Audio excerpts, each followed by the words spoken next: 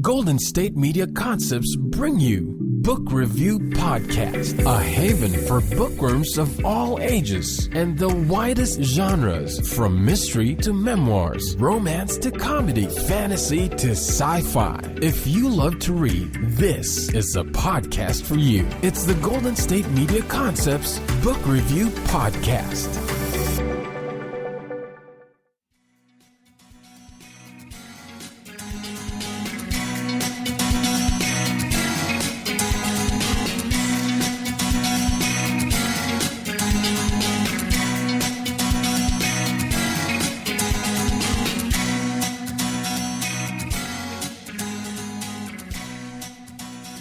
Hello and welcome to the GSMC Book Review Podcast, brought to you by the GSMC Podcast Network. I am your host, Sarah, and I am happy to be with you again for another episode. Before we start on our episode, I don't have to, but I will mention that yesterday, Wednesday, September 19th, was not only Talk Like a Pirate Day, but it was also Hermione Granger's birthday. What do these things have to do with each other? Absolutely nothing, except that they're both fun holidays, and I didn't realize that they were on the same day. I knew that September 19th was Talk Like a Pirate Day. I don't know why September 19th happens to be Talk Like a Pirate Day. There are 1,000,007 different weird holidays. I mean, if you look on apps that give you holidays for every day of the year has anywhere between 2 and 10 random holidays, and some of them are really random and some of them are kind of interesting, and it's it's just a lot of fun to look them up and see what X day of the year is. But I should have known that September 19th was Hermione's birthday. I just should have. What kind of a Harry Potter fan am I if I don't know Hermione's birthday? I mean, I know that September 1st is when we all get on the train and go to Hogwarts. In my defense, the books never do mention Hermione's birthday. You would think having a birthday 19 days into every school year would be mentioned, but it's not. So, Anyway, happy birthday to Hermione Granger, who it turns out is not that much younger than I am, because the books, were, even though they started in the 90s, they were set in the 80s, except that's never really specified until we find out later, blah, blah, blah, blah, blah. So, this is not an episode about Harry Potter. This is not an episode about pirates. It's nothing to do with either of those things. If you saw the title, you know that this episode is about quilting. Well, yeah, sort of. Yeah, not even sort of. It is about quilting. It's about books, and it's about quilting. So recently, I was reminded of a book that I actually own, but I haven't seen in a while. So I've got a collection of children's books, and no children of my own, and I'm very far away from my nieces. So my children's books used to be in my old office, where I used them all the time in my old life. And then when I quit that job and moved into other things, those got boxed up, and there hasn't been a place to put them, so they are in a box in the garage, which just makes me sad. I mean, my husband needs to build me a library. Why won't he build me a library? I don't know. I'll have to ask him. But so I don't always see them as often as I would like. They're very difficult to get to. You have to squeeze by a car and get into, and then they're under another box of books, and it's just sadness. I need to make the effort and go find that box of books and put it somewhere where I can get to it more readily. At any rate, I was recently reminded of a book that I own, a children's book, called The Quiltmaker's Gift. Have you heard of it? I had not until a friend of mine gave it to me several years ago. One of my best friends in the whole wide world. She was one of my roommates in grad school, and she is she's one of my best friends in the whole wide world, and she's one of the most amazing people in the whole wide world. So, of course, she would give me amazing books. This one is called The Quiltmaker's Gift. It is by Jeff Brumbeau and illustrated by Gail de Marcken. It came out March 1st of 2011, so it's not a new book. It is a children's book, but it is not for young children. There's a lot of words on every page. The illustrations are beautiful. I love the illustrations. There's so much color. It almost looks sometimes like one of those I Spy books. There's so much detail in a picture. It's also a book about a quilt maker and quilts, and so there's all kinds of quilt patterns. The author and the illustrator, even show patterns and say what their names are, and so you learn about quilts. At the end of the book, it says, visit the Quiltmaker and the King online at www.quiltmakersgift.com, where you will find puzzles and games, all kinds of things. Now, I just realized as I said that I did not double check that link still works. So maybe it does, maybe it doesn't, but I'll check at the break for you, okay, and let you know. At any rate, this really isn't for younger children because there are a lot of words. I mean, if you have a really patient young child, that's fine, but it does tend to get a little lengthy. Let me go ahead and look and see what age group it is recommended for, if my computer will cooperate. It's being very, very slow. There's also a book called The Quiltmaker's Journey by Jeff Brumbeau and Gail the Marcken. I did not know that either, and now I do, and now I have to look into that. Aren't you glad when I just randomly give you information? Oh, so this says age range 4 to 8 years. So I apologize. It is for younger children. It just seems a little wordy sometimes. Maybe it's not so wordy. I would read them with groups of kids in I think I've mentioned before that I work with a preschool. So those were younger kids, 4 to 8. You know, if you have a more patient 4-year-old, I think that would probably work. The grade level, it says, is preschool to 3rd grade. It's 56 pages. So there you go for some information. Now, you're probably saying to yourself or to me, Sarah, what the heck is this book about? Obviously, it's about a quilt maker, but what's going on? So the description on Amazon is this. When a generous quilt maker finally agrees to make a quilt for a greedy king, but only under certain conditions, she causes him to undergo a change of heart. So there's a famous quilt maker in this king's kingdom, and the king wants her to make a quilt for him, but she doesn't want to agree for a long time. She holds out for a long time. And I actually found this really interesting website, teachingchildrenphilosophy.org, and it talks about the Quiltmaker's Gift, and it gives us a little bit more of a description of this book. Teaching children philosophy. We teach children philosophy all the time, right? We just maybe don't think that we're teaching them philosophy, but we are. And so I think I find it fascinating that there is a website about teaching children philosophy if you want to do that in a more deliberate manner. So this article is by Cassie L. Owens and Marina Lawson, and they say that The Quiltmaker's Gift by Jeff Brumbeau and Gail DeMarkin is a story of generosity. It raises the philosophical question of what it is to be generous, whether that involves the giving of material wealth alone or simply of giving another being happiness, comfort, or peace. It also raises the question of whether or not material wealth can provide happiness.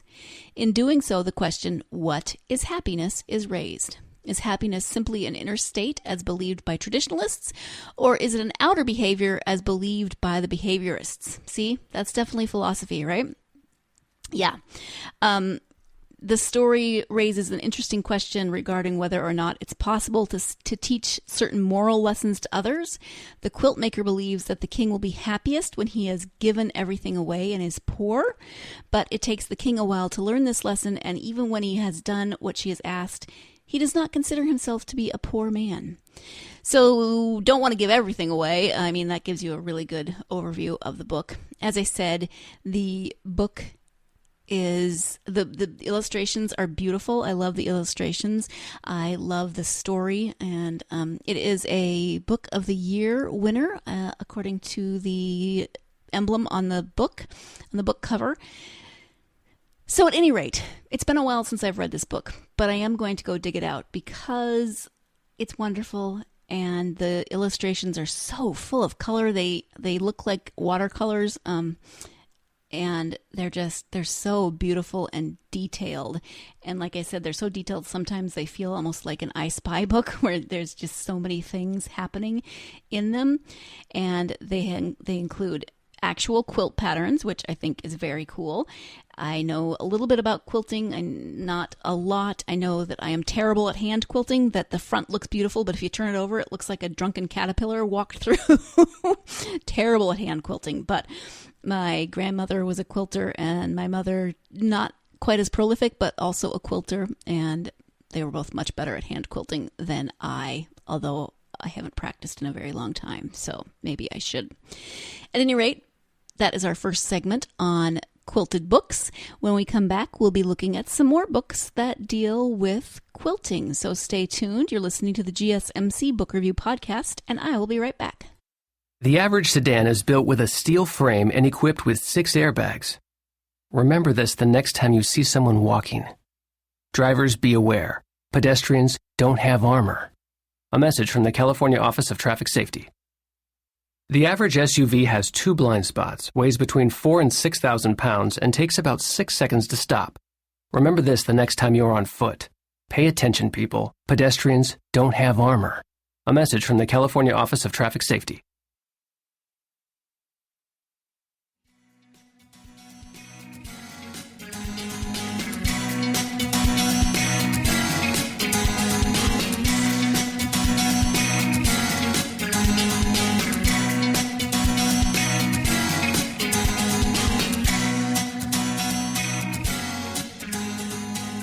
Welcome back to the GSMC Book Review Podcast, where the topic is books about quilts. And before the break, I was talking about The Quiltmaker's Gift, a children's book. And as I was looking at that book, I was impressed and surprised to discover that there is a second book, The Quiltmaker's Journey. So I looked at that during the break, and that is written again by Jeff Brumbeau and illustrated by Gail Marcken. So you get the same sort of illustrations, the same beautiful illustrations. And it is actually a prequel. It came out in 2010 and it's a prequel to The Quiltmaker's Gift. So I will be checking that out as soon as possible because I love the first one. So of course I want to read the prequel. I did also check out, as I said I would, to see if that link still works. And when I typed in quiltmakersgift.com, it took me to the Scholastic homepage. So quiltmakersgift.com does not seem to be a working website any longer. So ignore what I said earlier about there being puzzles and games and such. Sorry, gave you false information. Correcting it now, though. So after I remembered this book that I own, that I haven't read in a while, I started thinking, what other books are there out about quilting? Because I'm sure there are. The first thing that came to mind was How to Make an American Quilt. Have you read this one? It's an older book. Maybe you knew it was a book. Maybe you've read it. Maybe you knew it was a movie in the 90s. Maybe you've seen the movie but didn't realize it was a book. I can't remember now if I saw the movie first and then read the book, or if I read the book and then saw the movie. The movie stars, among other people, Winona Ryder and Maya Angelou, which is pretty cool if you write a book and then Maya Angelou stars in it. Not a bad way to go, I would say. So the book is by Whitney Otto, and it came out in 1994. Oh, on my birthday in 1994. Very cool. And let me go ahead and give you a description of the book in case you haven't read it or it's been a long time since you've read it. An extraordinary and moving novel, How to Make an American Quilt, is an exploration of women yesterday and today who join together in a uniquely female experience. As they gather year after year, their stories, their wisdom, their lives form the pattern from which all of us draw warmth and comfort for ourselves. And it also says that in addition to Winona Ryder and Maya Angelou, Anne Bancroft and Ellen Burstyn were also in this movie. The movie came out in 1999. I don't think I've seen it since then, so it's been a very long time. If I'm remembering correctly, I think I enjoyed it. I cannot remember how it compared to the book. I don't remember feeling like sheer hatred toward it because it veered so far off the book, but I don't know, I could be wrong. If you have been listening to this podcast for a while, then you're not going to be surprised by what I say next about the book. Things that I liked about the book are that it features female relationships, multi-generational female relationships. There are, several layers going on with characters, and they're tied together by a quilting group, which is something else that I love in books. Not necessarily quilting, but whether it's quilting or a book group or knitting circle or whatever it is, I always like when there's that commonality, something that brings the crew together, and then you get all the different personalities playing off of each other, and you get their histories, and because this is multi-generational, then you get insights from different eras or different decades, different generations, and just how that all plays together. And then of course the character who's played by Winona Ryder in the movie is the younger generation, and she is learning from these women and experiencing things. She's trying to figure some things out in her own life. And so, of course, as she is spending time with this quilting group, she's learning all kinds of things because it's a quilting group. So, of course, there's lessons to be learned about quilting, but also lessons to be learned from quilting, right? There's always those kinds of things that are tied into a novel like this, which is something that, again, I personally appreciate. So actually, let me go ahead and give you a somewhat more thorough description than the one I gave you earlier, and it ties into what I was just saying. So, How to Make an American Quilt captures the rites of passage in women's lives. The art of quilt making becomes a metaphor for the realities of being a woman in America as the unforgettable stories of 7 members of a contemporary California quilting group unfold. And as we come to understand the beauty and complexity of the quilting process, to see its evolution in American history, we come to intimately know the history of these women as well. That is so much better said than what I did. Also, this is saying that I must have been looking at a specific edition that came out in 1994, because this is saying it was first published in 1990. So, yeah. So we get the analogy of quilting as life, or the quilt as life, how you think different materials, different experiences are patched together. You can see a lot of where this would go. I like books like this. I like I said, books that have that central activity or theme, and then they bring a group of people together. The author brings a group of people together around that central theme. The central theme then not only serves as an opportunity for the people in the book to get together and tell their stories and interact with each other, but also frequently serves as a metaphor for other things that are going on in their lives. And I just like those multi-layers, multi-generations. I appreciate books that have, again, strong female relationships in them, etc. So it was nice to be reminded of this as well. I'm just being reminded of quilt-related books this week that I need to go back and revisit. Again, it's been quite some time since I saw the movie. I can't tell you if I liked it or not. Isn't that terrible? Yeah. So if you've read it, I'd love to hear your thoughts on it. If you have read it and also watched the movie, I would love to hear what you thought as a comparison. If you liked one better than the other, maybe you liked the book better than the movie. Maybe you liked the movie better than the book, and tell me why it is that you liked one better than the other, or how the movie did at adapting to the book. Quilting. Yeah, so I mentioned that my grandmother and my mother both quilt, and it's just making me think about some of the quilts that are in our lives. We've got some from my great grandmother quilted as well. I didn't know her; she died before I was born, but we have some very old quilts in our family that were made by my great grandmother. I don't think we have anything made before her, but that's a pretty old quilt. My grandmother would have been I think she would have been in her hundreds now.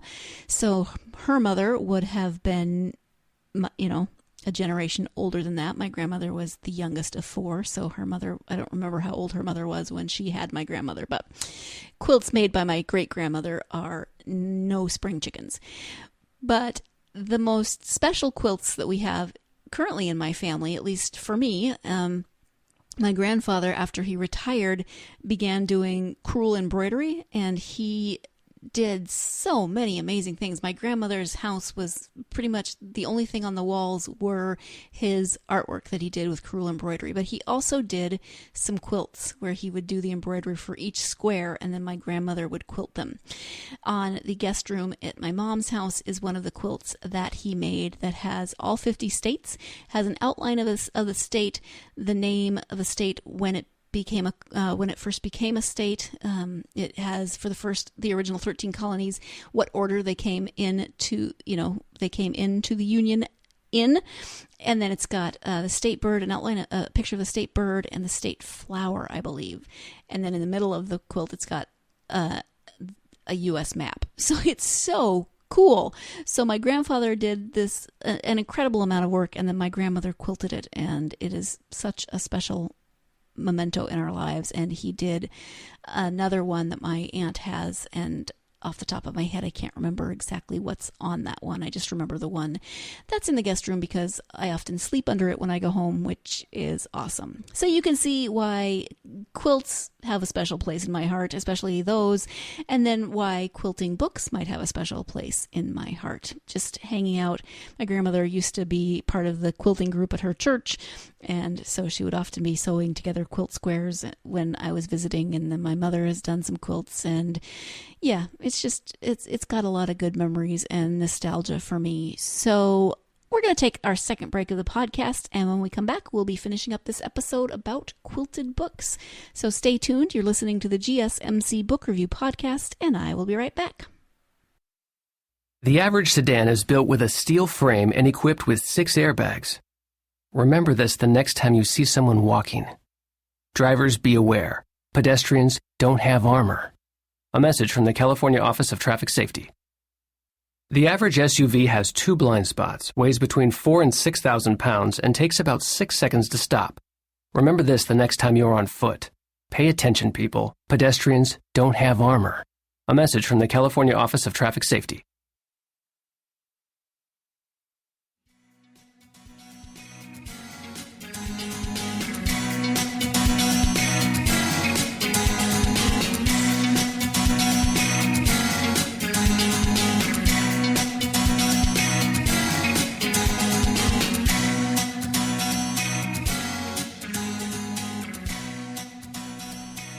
Welcome back to the GSMC Book Review Podcast, where I am talking about quilting and books today. And as I was thinking about this topic, obviously the children's book, The Quiltmaker's Gift, was what launched me onto this topic, and then the first book that came to mind after that was How to Make an American Quilt. But I was trying to think, have I read any other books that feature quilting or quilting circles? And I couldn't think of any, so of course I went to the internet to see if it could help jog my memory, and the lists that came up, I didn't see anything that I had read, but one name kept popping up over and over, and that is Jennifer Chiaverini. I apologize if I did not pronounce that correctly. Chiaverini. And she has a series called the Elm Creek Quilts series. Looks like it started in about 1999 and went through 2012. There are 20 books in the series, and there's also an Elm Creek Quilts companion. It's new fiction, traditions, quilts, and favorite moments from the beloved series. So I have not read this series, but now that I'm seeing it, I am intrigued. I'm wondering if any of you have read it and what you thought. I would love to hear your thoughts on it. So the first book in the series is called The Quilter's Apprentice, and I'll give you the description of that just in case you're interested. When Sarah McClure and her husband Matt moved to Waterford, Pennsylvania, she hopes to make a fresh start in the small college town. Unable to find a job, both practical and fulfilling, she takes a temporary position at Elm Creek Manor, helping its reclusive owner, Sylvia Compson, prepare her family estate for sale after the death of her estranged sister. Sylvia is also a master quilter, and as part of Sarah's compensation, offers to share the secrets of her creative gifts with the younger woman. During their lessons, the intricate, varied threads of Sylvia's life begin to emerge. It is the story of a young wife living through the hardships and agonies of the World War II home front, of a family torn apart by jealousy and betrayal, of misunderstanding, loss, and a tragedy that can never be undone. As the bond between them deepens, Sarah resolves to help Sylvia free herself from remembered sorrows and restore her life and her home to its former glory. In the process, she confronts painful truths about her own family, even as she creates new dreams for the future. Just as the darker sections of a quilt can enhance the brighter ones, the mistakes of the past can strengthen understanding and lead the way to new beginnings. A powerful debut novel by a gifted storyteller, The Quilter's Apprentice tells a timeless tale of family, friendship, and forgiveness as two women weave the disparate pieces of their lives into a bountiful and harmonious whole.